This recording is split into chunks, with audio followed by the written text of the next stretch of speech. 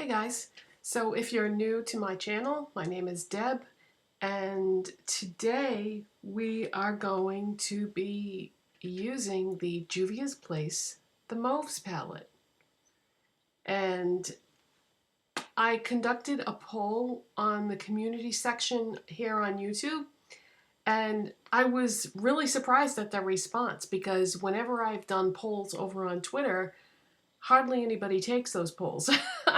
So, okay, now I know that if I want people to participate, I need to conduct it here on YouTube, which makes sense.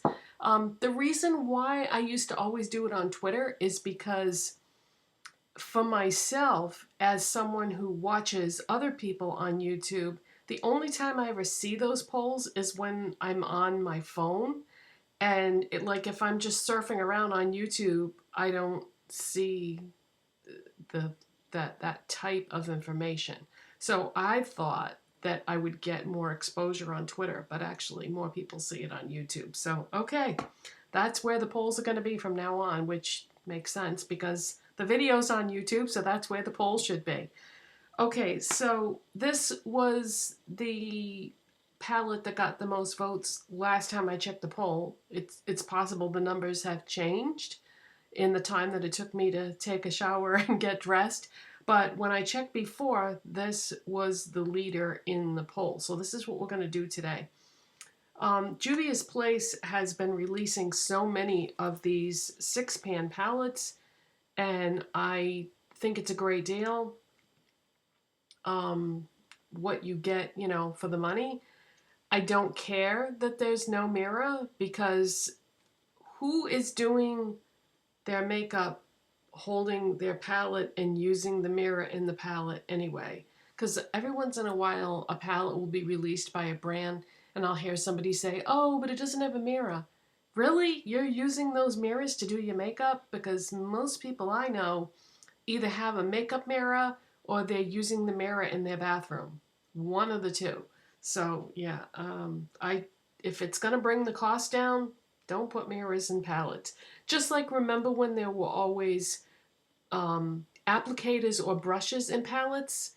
I think the brands realize now nobody's using those brushes or applicators that come with the palettes. We all buy makeup brushes now. Okay, so going off on a tangent here. So you've heard me say before that when it comes to swatches, that is no indication of how an eyeshadow is going to perform. It could swatch terribly and still be great. However, what swatches do is give you an idea of what the eyeshadow is going to look like on your skin tone color-wise. And I don't know if you guys saw the video that I did on this smartwatch that I bought, but it vibrates on my wrist when I get an alert about something. That's why I just stopped and looked at my watch, just in case you were wondering. It's telling me to drink water, and I have like 2 tablespoons left in my glass. I did need that. Okay, so wow, having a lot of trouble maintaining focus today. So anyway, when it comes to swatches, yeah, it's not going to be any indication of how it's going to perform on your face, but it is going to give you an idea of how it's going to look on your skin tone, and it will also help you in determining in what way you want to use the palette. Now, there's only 6 shades here, so there aren't as many choices as in a larger palette, but that's totally fine with me. I kind of prefer smaller palettes. So what we've got here is we've got 3 mattes. So this one is a matte, this one is a matte, and this one is a matte. And then we've got 2 shimmery shades. This one is really shimmery, like it might even be a pressed glitter. We'll have to see once I swatch it. And then this one is a glitter, but not as glittery as that one. And then this is one of those ones that have like pinpoints of shimmer, and once you start blending, a lot of times you can't even see it. So, but technically it's not a matte because it does have little pinpoints of shimmer in it. So I'm going to swatch this for you, and then we'll see how they look on my skin tone, and it'll help decide how we're going to use this palette. So let's start with the top row.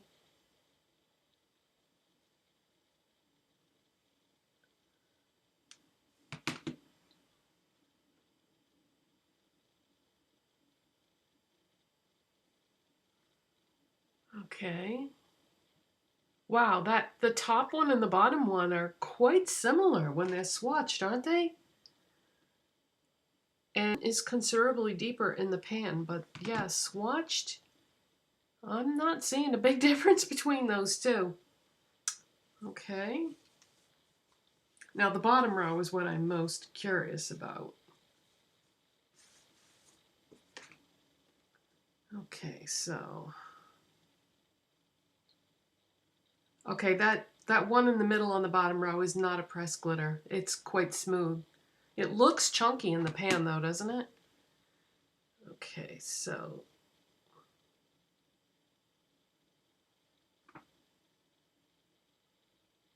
wow. That one that I was worried was a pressed glitter.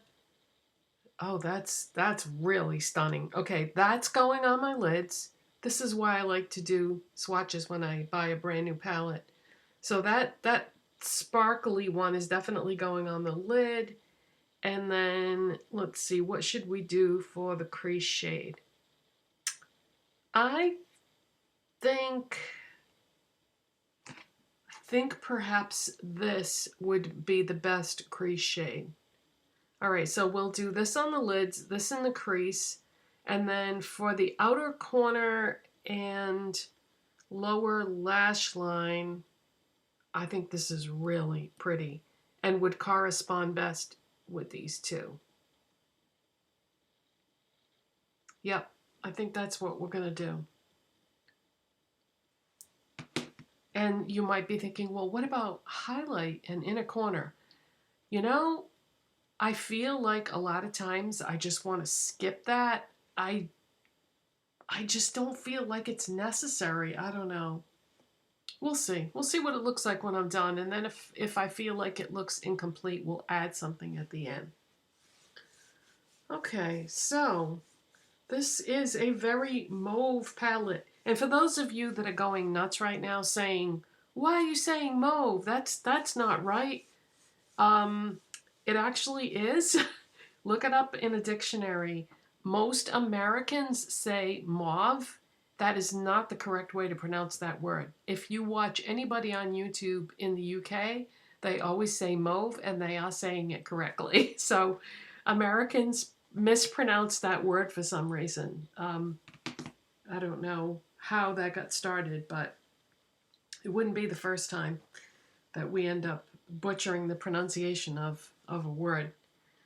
All right, so my makeup is, I did lip balm, I did primer, I did foundation, I did concealer, I did setting powder, I did contour, I did blush, and I did highlighter. And I dipped the brush a little too hard in the blush, so I'm definitely wearing way more blush than what I normally wear, but I hadn't used that particular blush in a long time, and I forgot how pigmented it was. So if you, oh, and I did my brows. So if you want to see what products I have on, you can look in the description box of what I've used so far. Will always be listed there. And I also primed my eyes with MAC Painterly Paint Pot. All right, so what are we going to start with? Let's start with the crease shade. So these don't appear to have names. Yeah, there's no names. So we're just going to use this one right here. Oh, and this brush is the AOA Studio E129 brush.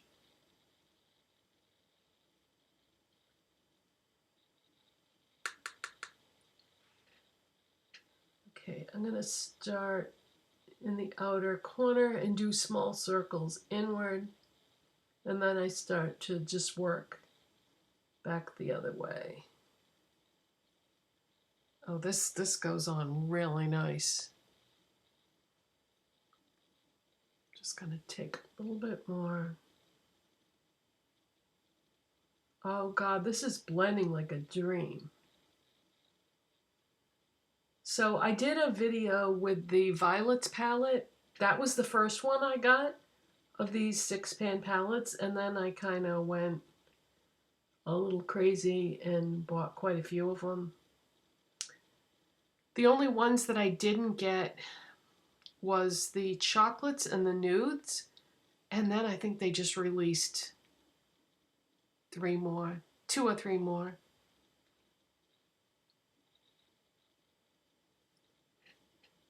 So they have a lot of choices of these. They must have been a big hit because they keep making more.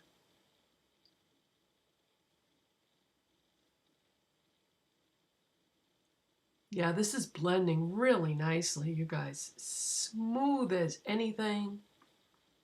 Not a lot of fallout or kickback. Very nice.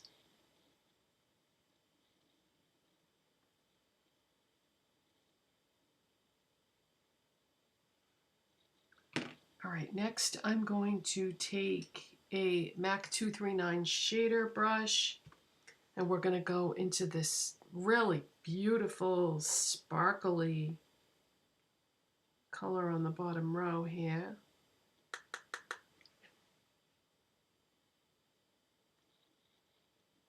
Oh, wow. Look at the way the light is hitting that. It's really catching the light.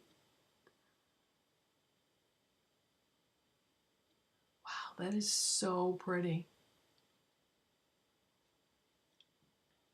I think you can probably tell by the things that I buy that I do really enjoy these monochromatic palettes.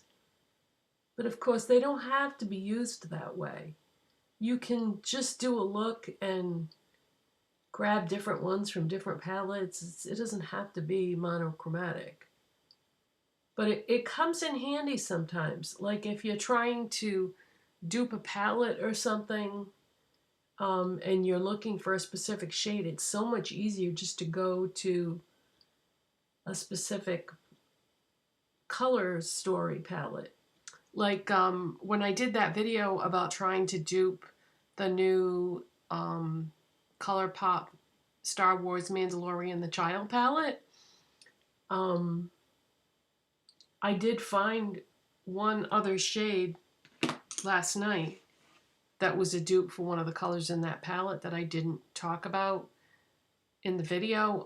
It's in the BH Cosmetics Pistachio palette, but so many people weren't able to get that when it launched that I thought, okay, it doesn't matter that I didn't include that, because I don't know if they're going to restock those or not, you guys. I hope they do. All right, now I'm going to go into my AOA Studio High Def brush. This is the E105. This is a pointed crease brush, really. But I'm going to use this shade right here.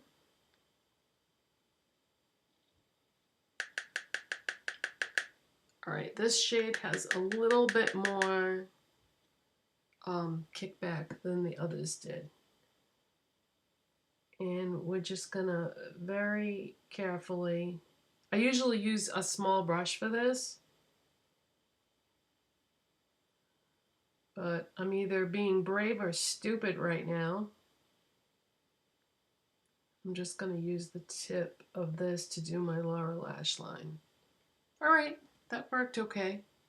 And then I'm just gonna dab what got kicked up, a little bit of that, and we're gonna go right in the outside corner here. I'm starting off by just drawing like a line down, and then I'm going to work a little bit of this onto the lids.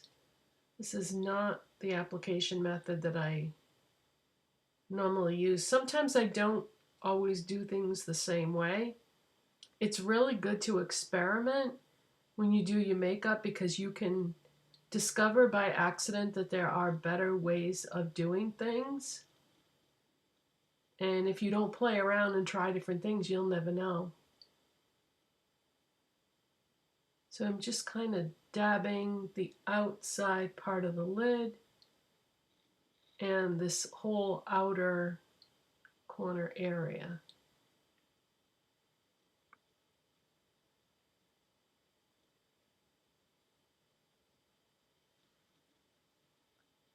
Okay, now I'm going to take a clean blending brush. This is the Profusion Firm Blending Eyeshadow Brush, their ES2. And I'm going to blend right along the edge of that corner.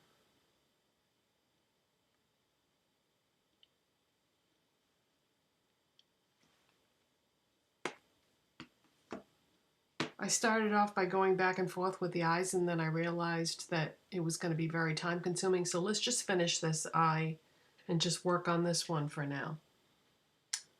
Okay, this is the AOA Studio Buttercream Gel Liner in the shade Java Chip. And it's a brown gel liner. And I'm going to use the Profusion Flat Precise Eyeshadow Brush. This is the ES7. And I'm going to pick some of that up. And I'm going to do the waterline.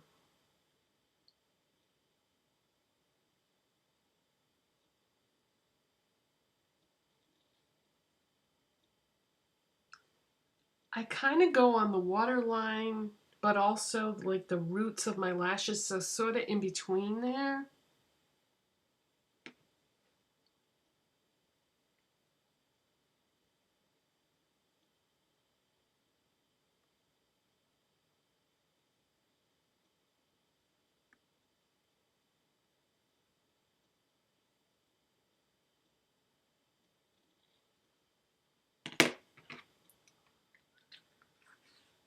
Okay. Nope, not lash primer. Gotta curl the lashes first. Wouldn't be the first time that I forgot that step. Oh, that sparkly lid shade is so pretty. I love the way it just sparkles in the light. All right, now we can do the lash primer. Milani, the Violet One Lash Primer.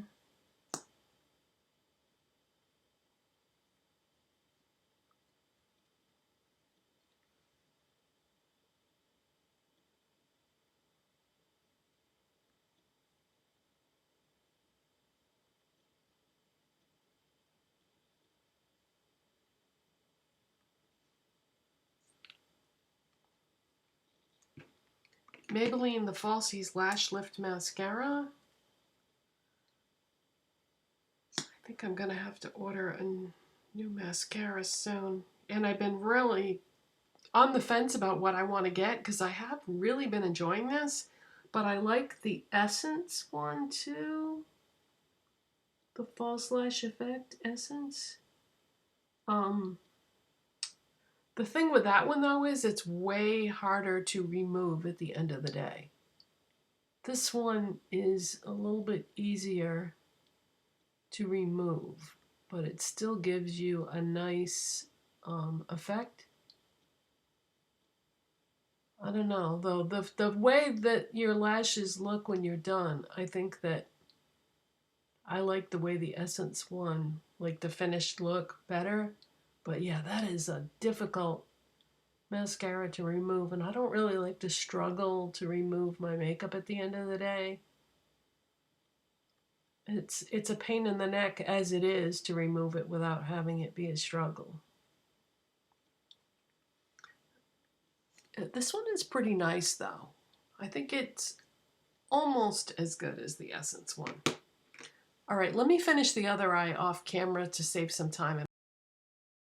Okay, so I finished up the other eye, and then for lip products, I used the NYX Lip Pencil in Mauve, and then I topped that off with a Sugarpill liquid lipstick, and this is in the shade Trinket. This is their best-selling liquid lipstick color. So I decided to go monochromatic because the blush is Mauve as well. So I hope you enjoyed this video. If you did, don't forget to give it a thumbs up, subscribe if you're not already, and I'll see you in the next one. Bye guys, thanks for watching.